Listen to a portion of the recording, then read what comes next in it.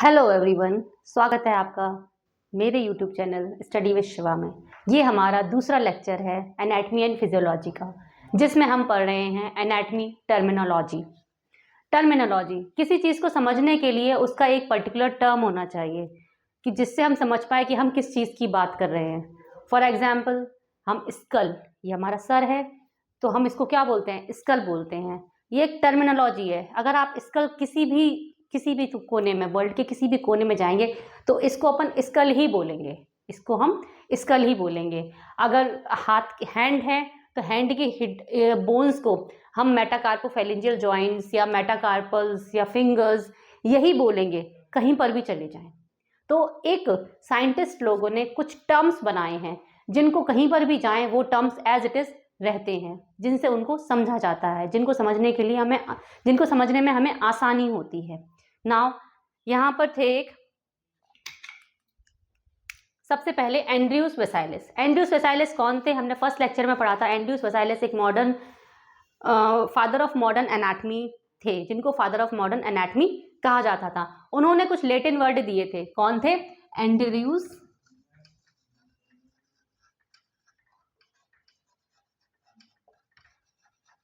Andrews वेसाइलिस। Andrews वेसाइलिस को father of modern anatomy भी कहते हैं, जिन्होंने कुछ टर्म्स दिए थे इन 16th सेंचुरी में। फिर उसके बाद आए 18th सेंचुरी में हमारे बेसिलिस। कौन आए? साइंटिस्ट बेसिलिस। 18th सेंचुरी में कौन आए? साइंटिस्ट। 16th सेंचुरी में एंड्रयूस वेसाइलिस आए, जिनको फादर ऑफ मॉडर्न एनाटमी कहा गया। फिर उसके बाद उन्होंने कुछ टर्म्स दिए। फिर उसके बाद आए हमारे बेसले इन 1895 में बेसले नोमिका एनाटमिका के नाम से एक बुक पब्लिश की, जिसमें एनाटमी और फिजियोलॉजी के टर्म्स दिए गए थे। इससे और ऊपर उठाइए बुक और अपनी क्या कहते हैं, छोड़ो। फिर नेक्स्ट बुक इन्होंने पब्लिश की टर्मिनोलॉजिका एनाटमिका। आज इसी नाम से ये बुक मिलती है, टर्मिनोलॉजिका एनाटमिका। इस बुक में एनाटमी और फिजियो के पूरे टर्म्स मिलते हैं। अब मेन चीज क्या है कि ये बुक क्यों लिखी गई और किस बेसिस पे लिखी गई। इसके लिए 6 रूल्स बनाए गए थे, जिनके बेसिस पे कोई भी टर्म 6 रूल्स के बेसिस पर दिया गया। पहला टर्म क्या था?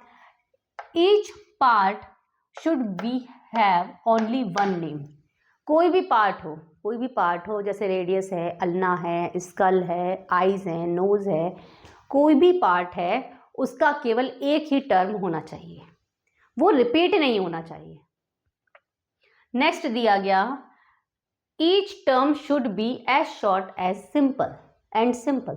मतलब वो छोटा होना चाहिए और इजी होना चाहिए। दूसरा रूल क्या था? ऐसा टर्म चूज करना चाहिए जो सिंपल हो और इजी हो, लर्न करने में आसानी हो। तीसरा दिया गया, the term should be memory sign. कुछ मतलब निकले, उसको पढ़ के कुछ मतलब निकले कि वो इजीली हमको ग्रास्प अप हो गया, हमको याद हो गया। चौथा था, the related term shall be similar. जैसे हमारे जो एक ही पार्ट की बात कही जाए तो वो सिमिलर होने चाहिए। ऐसा नहीं कि अलग अलग नाम होते जा रहे तो लर्न करने में आसानी नहीं होगी, डिफिकल्टी होगी। जैसे हमारे जो लीवर होते हैं उसको हिपैटिक बोलते हैं। क्या बोलते हैं उसको? हिपैटिक बोलते हैं। अब हिपैटिक में जो आर्टरी और वेन्स होती हैं, जो हमारा शरीर है 2 चीज़ों से बटा हुआ होता है, एक आर्टरी और एक वेन्स। तो इसको जो हमारे लीवर की जो आर्टरीज होती हैं उनको हिपैटिक आर्टरी कहते हैं,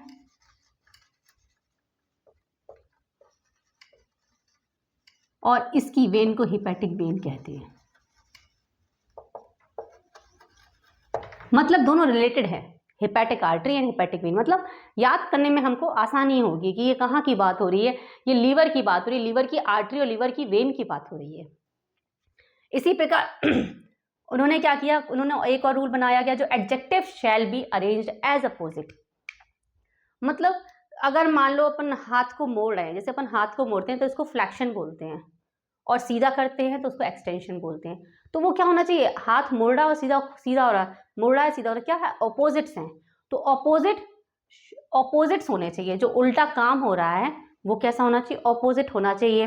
तो जैसे अपन फ्लेक्शन है, फ्लेक्शन का उल्टा क्या होता है, एक्सटेंशन होता है, ठीक है। इसी प्रकार ऊपर वाले पार्ट को, जैसे ऊपर नीचे ये ऑपोजिट है ना, तो ऊपर वाले पार्ट को क्या कहते हैं, सुपीरियर बोलते हैं, और नीचे वाले पार्ट को इंफीरियर बोलते हैं। तो ये 6 रूल्स दिए गए हैं जिनके बेसिस पर हमारी बुक लिखी गई है टर्मिनोलॉजिका एनाटॉमिका। फिर now we are learning position. Position क्या होती है, मतलब arrangement of the body, arrangement of the body. इसमें क्या आते हैं, पहले anatomical position, supine, prone and lithotomy. किस तरीके से हम खड़े होते हैं, लेटते हैं, उल्टे लेटते हैं, और लिथोटॉमी। ये 4 प्रकार की पोजीशन एनाटॉमिकल टर्मिनोलॉजी में पढ़ी जाती हैं, जो आगे चल के हमारे लिए बहुत यूज़फुल रहेंगी, जिसको आगे एनाटॉमी को पढ़ने में ये टर्म बार बार आएंगे, और इनको अगर ये समझ में आ जाते हैं तो हमें आगे चल के आसानी से समझ में आएगा। एनाटॉमिकल पोजीशन क्या होती है, मतलब हम सीधे खड़े हो गए हैं, सीधे खड़े हो गए हैं, इस पोजीशन को बोलते हैं एनाटॉमिकल पोजीशन, जिसमें क्या होता है, हमारा फेस सीधे फॉरवर्ड देखता है, शोल्डर सीधे रहते हैं, स्ट्रेट शोल्डर रहते हैं, हैंड्स फेस फॉरवर्ड, हैंड्स जो होते हैं फेस फॉरवर्ड, जो हमारे फुट होते हैं वो एक दूसरे से चिपके हुए होते हैं। इस पोजीशन को बोला जाता है एनाटॉमिकल पोजीशन। नेक्स्ट पढ़ेंगे अपन सुपाइन पोजीशन। सुपाइन पोजीशन मतलब होता है सीधे लेट जाना, जो हमारा फेस है आसमान की साइड रहेगा, हाथ फेसेस आगे आसमान की साइड रहेंगे, हमारे हाथ भी ऐसे ही हमारे पैर, इसको बोलते हैं सुपाइन पोजीशन। प्रोन पोजीशन मतलब उल्टे लेट जाना, क्या बोलते हैं उसको, उल्टे लेटना, उल्टा होना, that is prone position. Next is lithotomy. Lithotomy is very important position. ये पोजीशन हमेशा प्रेगनेंसी में जब डिलीवरी होती है, बच्चे को पैदा करने के लिए इसी पोजीशन का यूज़ किया जाता है, इस पोजीशन का यूज़ किया जाता है। इसमें पेशेंट सीधा लेटता है, लेकिन उसके जो लेग होता है, जो हमारा थाई होता है और जो लेग होता है, इसको थाई बोलते हैं और इसको लेग बोलते हैं। ये 90 डिग्री पर होता है। इस पोजीशन को बोला जाता है लिथोटोमी।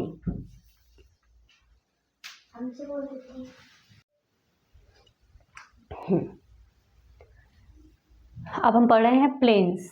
प्लेन्स क्या होता है, planes a surface in which movement takes place, जिसमें मूवमेंट हो उसको हम प्लेन्स बोलते हैं। किस सरफेस पे मूवमेंट हो रहा है, जैसे कोई क्यूब है, क्यूब को हम काट देते हैं, कोई डाइस ले लिया, डाइस मतलब डाइस होता है ना, अपन लूडो खेलते हैं, लूडो में जो डाइस होता है, डाइस को अपन काटते हैं, सीधा खड़ा काट दिया, ऐसे में लेटे में काट दिया। इसी प्रकार हमारी बॉडी को भी डिवाइड किया गया है, इस डिवीजन को हम प्लेन कहते हैं।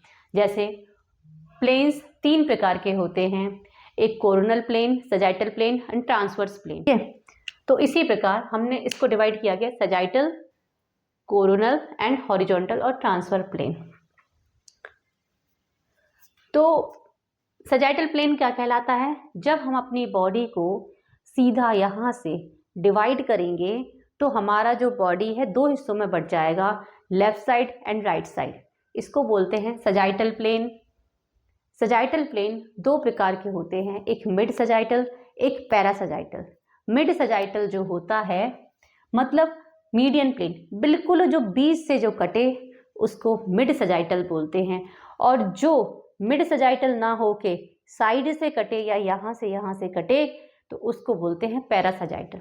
जो मिड सजाइटल होता है इसमें इक्वल पार्ट में डिवीजन होता है, लेकिन जो पैरा सजाइटल होता है उसमें इक्वल पार्ट में डिवीजन नहीं होता है। हमारी जो बॉडी डिवाइड होती है वो इक्वल पार्ट्स में नहीं होती है इन पैरा सजाइटल। नेक्स्ट है कोरोनल और फ्रंटल प्लेन। फ्रंटल मतलब फ्रंट, फ्रंट मतलब सामने से, यानी ऐसे में हमने अपनी बॉडी को काटा है, ऐसे में हमने अपनी बॉडी को काटा तो आगे वाले हिस्से को आगे वाले में डिवाइड होगा, पीछे वाले में डिवाइड होगा।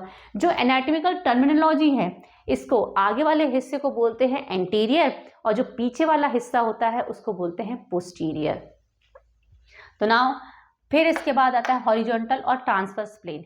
मतलब हमारी बॉडी को हॉरिजॉन्टली काटा गया, यानी कहाँ से, जो बॉडी को बीच से अम्लाइकस से काटा गया है। तो हमारी बॉडी दो पार्ट में डिवाइड हुई, एक ऊपर का पार्ट, एक नीचे का पार्ट। जो ऊपर का पार्ट होता है उसको एनाटॉमिकल टर्मिनोलॉजी में सुपीरियर बोलते हैं और जो नीचे का पार्ट होता है उसको इंफीरियर बोलते हैं। अब हमने 3 प्लेन पढ़े हैं, sagittal plane, coronal plane and frontal plane. फिर से रिपीट कर रहे हैं। सजाइटल प्लेन मतलब जब हमारी बॉडी हमारे शरीर को 2 हिस्सों में बांटती है, लेफ्ट और राइट में बांटती है, तब उसको सजाइटल प्लेन कहते हैं। फ्रंटल प्लेन मतलब जो फ्रंट से काटती है बॉडी को, मतलब anterior part and posterior part, इसको फ्रंटल प्लेन कहते हैं। हॉरिजॉन्टल प्लेन जब हमारी बॉडी अम्लाइकस से काटती है तो ऊपर का हिस्सा और नीचे का हिस्सा मतलब सुपीरियर पार्ट और इंफीरियर पार्ट को हम हॉरिजॉन्टल प्लेन और ट्रांसवर्स प्लेन कहते हैं। आज के लिए बस इतना ही। Thank you.